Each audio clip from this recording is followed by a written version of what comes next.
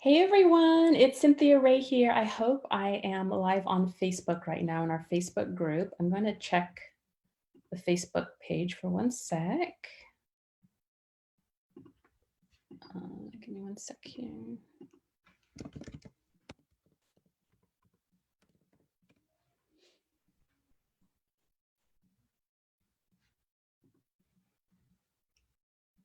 Okay, it looks like I am on. And welcome. So today's kind of been an impromptu kind of a day for me. And I was actually just planning on doing for our Thursday Live a replay of one of my previously live videos from over the past month or two.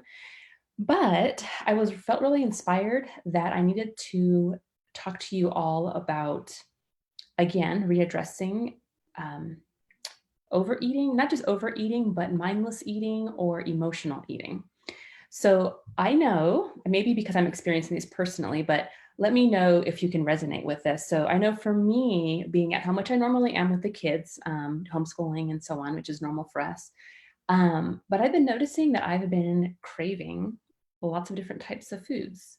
Not really lots of different types, more often having cravings for foods, sugary foods than I normally do. And so I thought, what's going on here? And I kind of noticed myself really wanting ice cream in the afternoon or after I eat a meal or something sweet, which isn't abnormal, but the intensity of the craving for me has been. So I'm trying to looking into myself, giving myself, stepping back, like I've told you guys before, stepping back for that 20 minutes or so, getting myself busy doing something else. Or if I'm still kind of picking at something after lunch, like today, to stop myself. And sometimes it's really hard because I just want to keep doing what I'm doing. But then I'd make a decision, put it down, walk away, get busy with a craft like I just was doing with my daughter and moving on. And so what I'm trying to figure out is what's different for me. And the only thing I could think of, I know everything going on with our world today is kind of crazy, but because we're not able to do as many things as we normally do, I'm noticing that I'm probably bored. I'm trying to figure out exactly what it is, but I think I may be bored and looking for something more exciting. It's really like a mouth hunger. Like I just want something crunchy or sweet to just occupy my mouth. So what I've tried already is I've tried sucking on a piece of really 80% really dark chocolate. I've had some sparkling water with flavor like lemon or lime or grapefruit. And I haven't tried chewing gum yet, but that's my next thing. And at the same time, I'm wondering, maybe I just need to acknowledge it. Maybe I just need to go with it and see what happens. But yesterday, what I did find out is I did go for something sweet. I had some dark chocolate covered almonds that I had in our house, and it was good, but it kind of left me wanting more. And I decided not to. I just let it go. And then later in the day, as I was craving sugar more, I just kind of, thought about it, was mindful about it. And then when I came home, I was hungry. I came home from a hike with my husband. I came home and noticed I was actually hungry. I wasn't necessarily craving sweets. I was just hungry. So I had some protein and it pretty much knocked it out. So the reason why I'm sharing the story with you in these instances is because I'm wondering if any of you are experiencing something similar. If you're noticing boredom eating, frustration eating, anger eating, lonely eating, whatever it happens to be that may be related to what we're all dealing with right now in our culture. So let me know if you are watching this live, please comment and let me know, share with me how you're doing with your food. Are you getting more creative with your food because you're at home more? Are you bored and finding yourself wanting to munch on things? Um, are you enjoying maybe the extra time to prepare meals and plan meals? Tell me what it is that you're doing with your food right now and see how we can help each other through this. So, and I'm sure because I feel really driven and drawn to share this with you all that I'm not the only one that's experiencing this. So share with me what's going on. The other thing I wanted to share with you too, as you're commenting, even if you're watching this recorded, please comment so we can share. The other thing I wanted to let you all know about is my project that I've been working on for over about a year now, actually it's last March, called the Well Within Lifestyle Academy program. And it's a 10 module program. I'm going to give you a little review. 10 module program that is helping women who are basically chronic dieters over the years and sometimes may feel that their body weight and shape and just overall sense of well-being is tied up in how they look.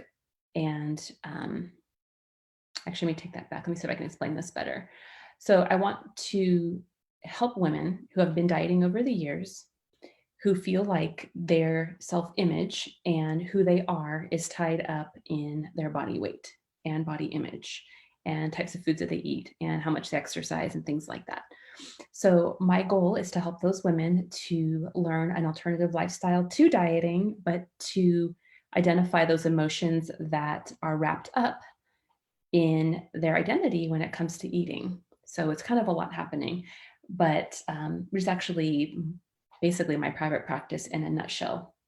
What I was doing with my clients who would come in and wanted to lose weight, we would really dive in and look at the emotions that they're experiencing, the behaviors that they're doing, and how we can resolve them using behavioral tactics, addressing the emotions that are driving the behaviors. So I'm working on that. I'm almost done, actually. I keep saying I'm almost done, but there seems to be more and more things to do before I actually launch it. So editing is pretty much done. And right now I'm just working on the final marketing phase so I can bring it and produce it to the world and you as well. So keep an eye out for that. I'm kind of in the ending stages, I believe. I keep thinking I am, but there still seems to be more to do to make it just right for you.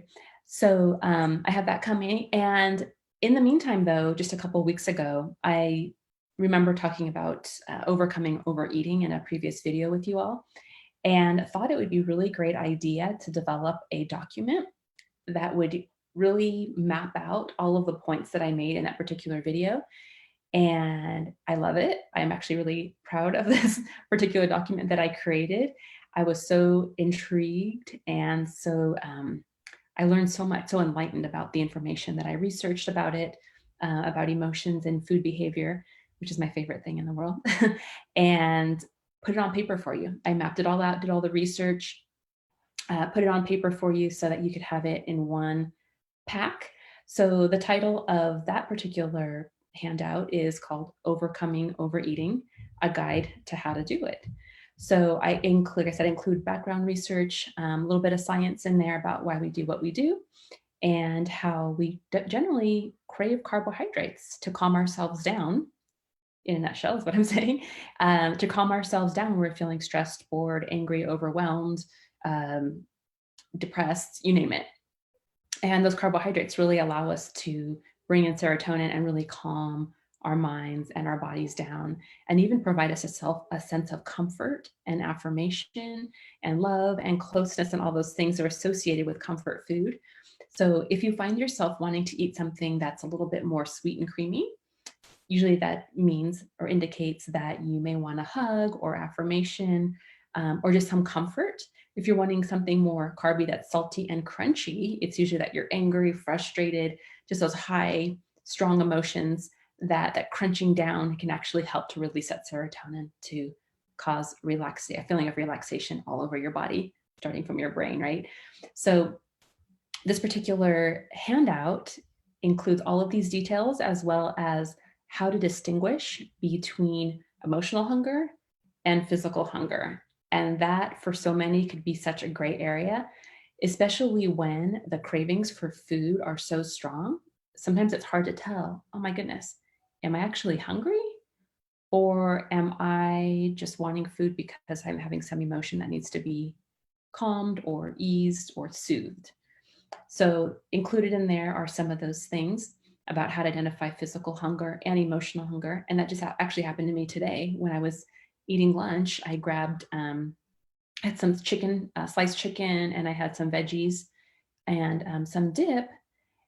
And after I cleaned up and put everybody's lunch plates away, the chicken was still out. And I was noticing myself just kind of standing on the kitchen counter. And I wasn't standing on the kitchen counter. I was standing up near the kitchen counter and just grabbing little bits of chicken from the chicken box that I had there and eating it. And I thought, oh my goodness, this is tasty. I love it. But am I really hungry right now? What's going on?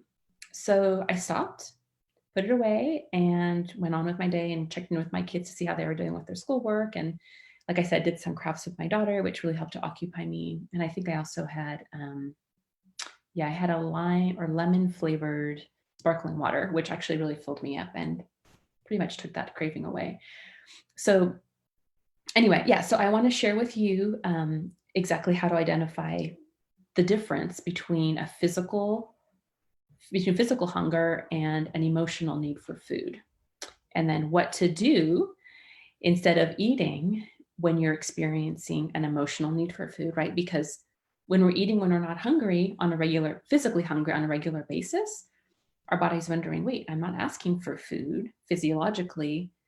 So I guess, I'm eating our food's coming in because I need to store it for a future famine. And your body will store it as body fat, right? However, when you're eating when you're hungry on a regular basis and stopping when you're satisfied, your body's going to balance itself out. And some days, for many reasons, you may want to eat more food or eat more frequently. You might wonder, oh my gosh, why am I so hungry all the time today? But we don't really know. Maybe you were more active yesterday than you were today. Maybe your body's fighting something and you eat a little extra food today. Maybe your body's fighting something and you don't want to eat very much today. There's so many reasons why our bodies need for food, and calories change all the time. Although we're generally can be found in a specific range of calorie needs, there are times when we are a little bit higher or a little bit lower, just depending on our physiological need that day. So it completely takes the burden off of trying to figure out how much to eat when you can just use your body as your gauge, eating when you're physically hungry and stopping when you're satisfied.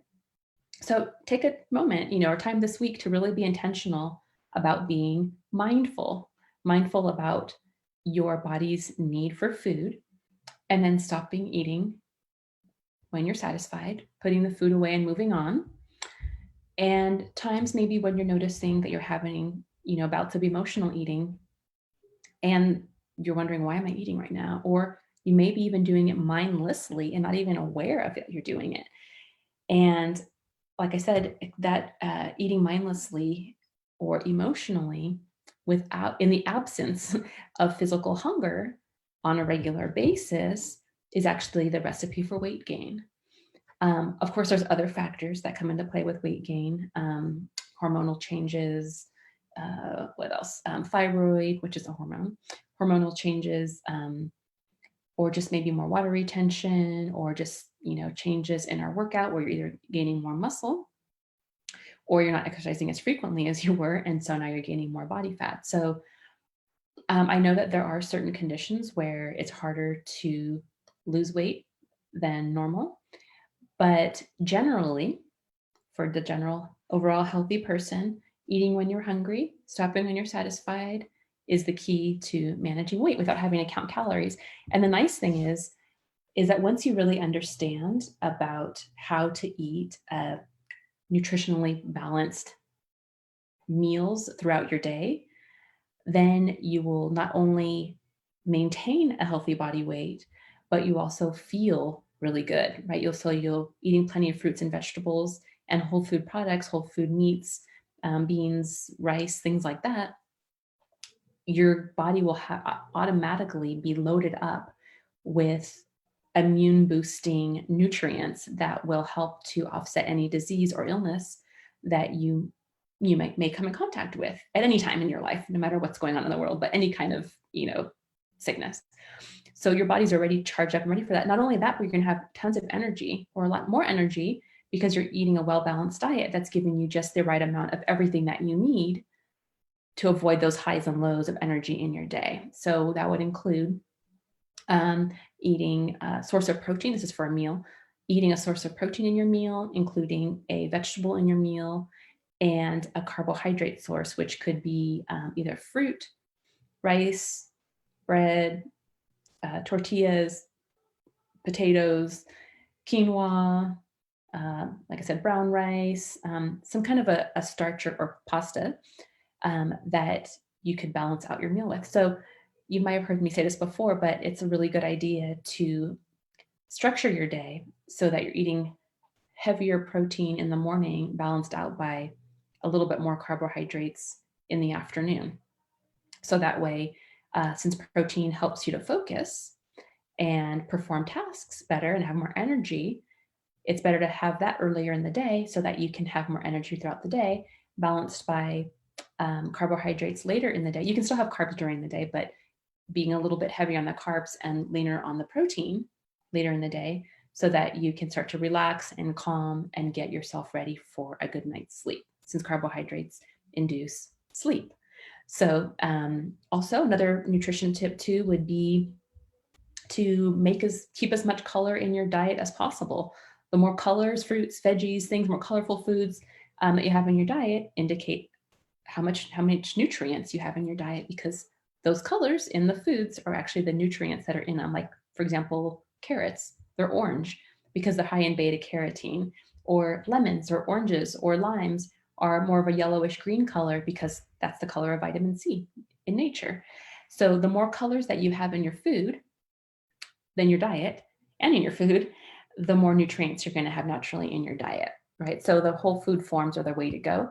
Also, I've provided in the past, and maybe I'll do it for you again, is the Dirty Dozen Clean 15 list. So you'll know exactly what foods or what produce to choose for organic, and foods that you don't have to get organic, so you can save some money, but also won't really have an effect on your well-being.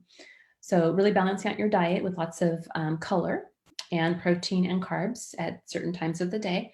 Also, as far as, that's the other thing I was going to tell you, balance. Oh, as far as when, to allow yourself to eat treat foods, if it's something like a sugary or salty, crunchy treat, something that's, they say cheat food, but I actually can't stand that word because we're not cheating anybody. It's just food. But you know what I mean? Like those types of foods, the best way to balance that out is to allow yourself to have 80 to 90% of your whole food, balanced food diet, balanced by 10 to 20% of foods that are more treat foods, more fun foods. So that way you're getting a nice balance of foods in your diet. You're eating when you're hungry. You're stopping when you're satisfied. You're acknowledging your body's needs for certain types of foods. I know sometimes too, I'll eat something carby and it'll knock me out. I'll feel exhausted. I know.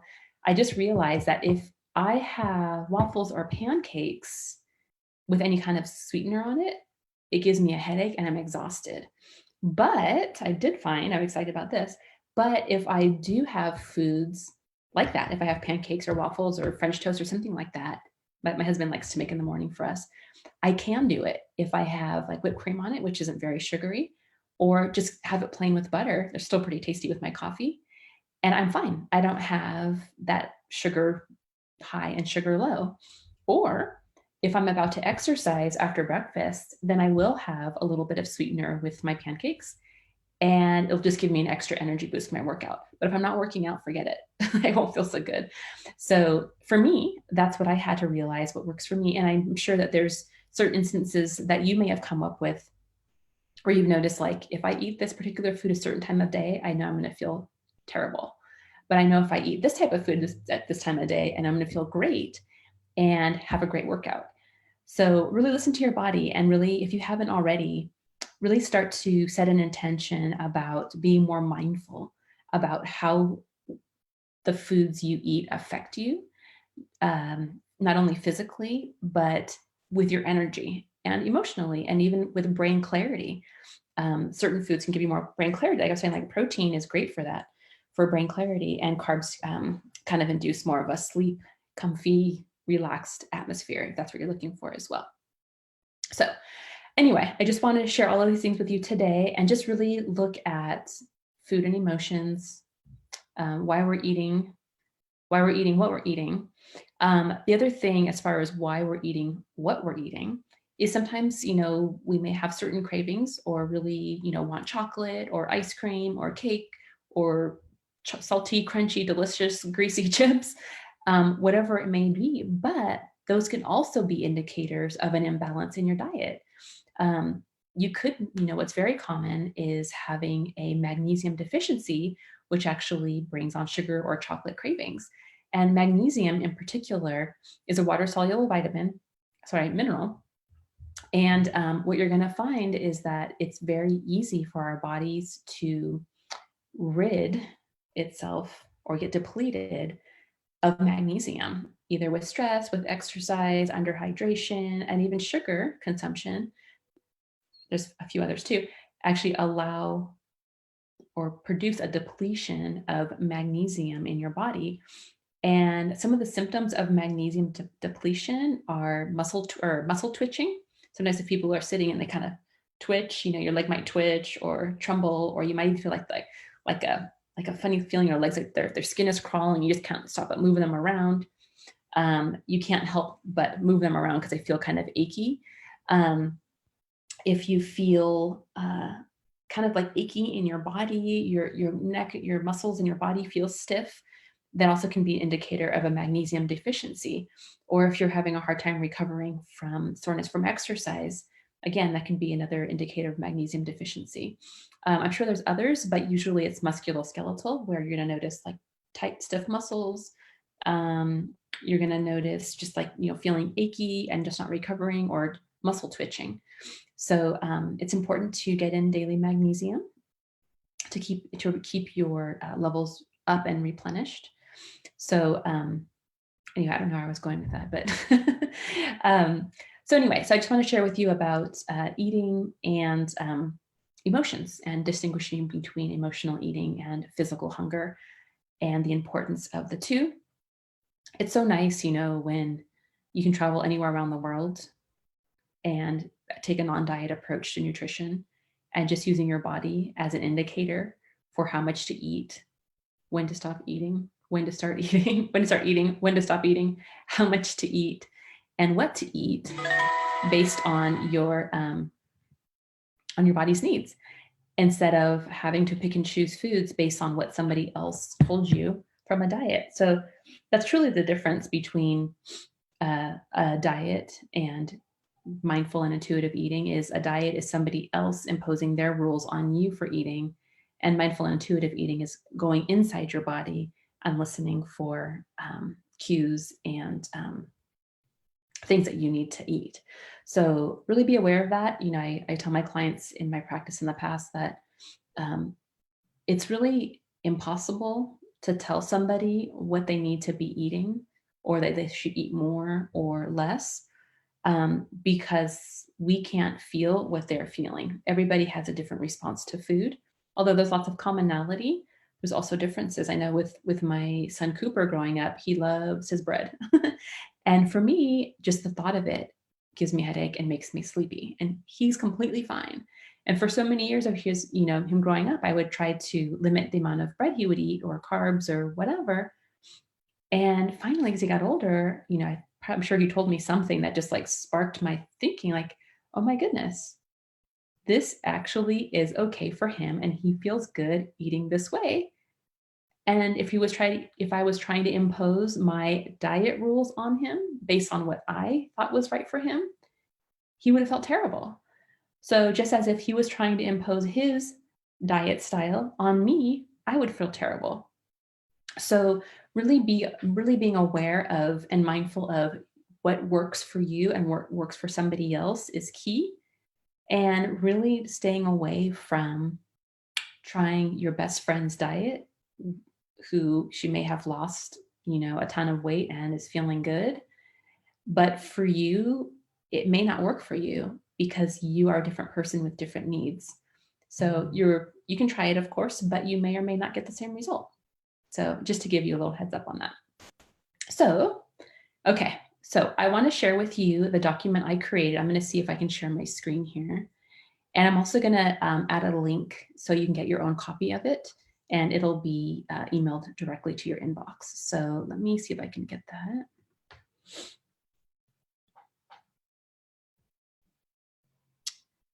Let's see. I think I have it on here. Hang on one sec.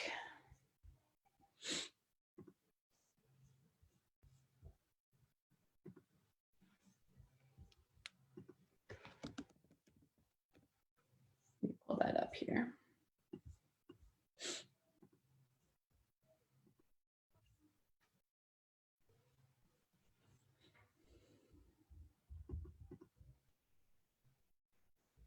Okay, so I'm going to share with you the cover that I love. I love how it turned out. So it's called Overcome Overeating, a how-to guide. And this is separate than the rest of the document, but I'm going to show you that. And then here is the rest of the document. Strategies to overcome overeating. Let me scroll down here. Oh, wait, this is not the right one. Let me see if I can find the one. This is actually just the rough copy, but I have it. It's super cute in a different document here. Let's see if I can find it. Maybe it's in here. I'm not for sure. Maybe not.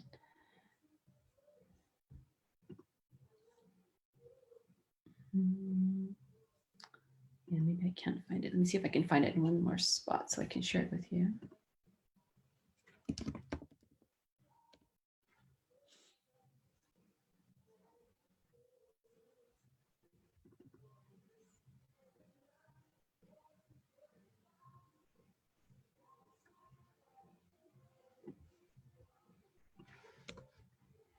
Okay, so here's this. Oh, here we go. Okay, so here is the, so you can open it all the way. Here's the cover. And well, let me go to more. So just a welcome letter. And it's really cute. I like the way it turned out. So it's just all the information that you need about learning how to overcome overeating. What are the emotional triggers we experience? How does the food help? Why does the food help? And really identifying your mood with the food that you're eating. It's really interesting, actually. Some of the common emotional factors and triggers. And then I share several strategies for overcoming overeating. Becoming a mindful eater, eating when you're hungry, which I just kind of briefly went over with you. Stop when you're no longer hungry. Halt, using halt, hungry, angry, lonely, tired, to stop yourself before you move into emotional eating. And then down here, it's the physical hunger and emotional hunger cues, how you know the difference. And physical hunger develops slowly over time, and then emotional hunger usually comes on suddenly. And then usually can wait it out within 20 to 30 minutes for it to go away. And some other tips is setting a daily intention of what you plan to do for your health that day, turning inward to practice like meditation to really calm yourself down and center yourself. And then just understanding that slip-ups or backsliding is a part of the healing process and moving forward. And then I just explain in detail more about the eating and diet cycle and how we can get out of it. And then just a little summary on exactly what I discussed and some of the things I shared with you, and then an invitation to join our private Facebook community. So anyhow, I was excited to share that with you all. So thank you for allowing me to do that. Let me stop sharing my screen here. And yeah, so that's about it. So if you would like a copy, I would love to give you one. I'm excited about what I created and how it could help you. And then feel free to share it with a friend. I just want to create a document that you could print out and have available when you are struggling with emotional eating, and have on hand a resource to look at to know what to do. Because sometimes I know if I'm struggling, it's really hard for me to remember, oh my goodness, I'm in the middle of this. What did I even write? What did I research? What am I supposed to do? I know to stop and I know how to recognize it, but then what do I do? So it's really nice to have a printed resource that you can refer to and have on hand and be like, okay, let me go grab it, or have it on your phone to open up real quick and see, okay, number one, I need to stop. Number two, I need to turn around and walk away. And number three, I need to go find something that's more interesting and will occupy my mind. And actually, you know what, yesterday, what I did is I decided, I'm like, I just need more excitement in my day. I'm just really bored. We're not doing the same activities that we do with the kids in the afternoon and going to practices and doing stuff. And what I'm going to do, and I can't go shopping, so I'm just going to go online on Macy's.com and do some shopping. And I really didn't buy anything. I just put stuff in my shopping cart and I did some window shopping online, which was really fun and occupied my time and gave me a feeling of this is cool and something exciting to do. So find your thing that's exciting. I even went for a run and did some exercise with the kids, but I really didn't feel fulfilled. Spend time with my Bible and prayer. And then for me, it was the online shopping or online window shopping that really helped me feel excited about my day and what was going on. So anyway, so I hope you have a wonderful afternoon. Thank you for hanging out with me this Thursday. And I'm not exactly sure what I'm going to be doing next Thursday for our Thursday Live, either doing a replay or going off the cuff and coming to you with something that I really feel I need to share. So please share with me anything that you want to learn more about. I'm here for you. I'm your wellness coach. I'm helping you. Please share with me. And I want to make sure I'm giving you exactly what you need because I can't read your mind. I don't know what you need, but you need to tell me what you need more of. Or if you're enjoying these topics, please let me know too so I can expand on it and give you more information and more research on how to practically apply these things to your daily life. So have a fantastic Thursday, and I will see you soon. Take care. Bye.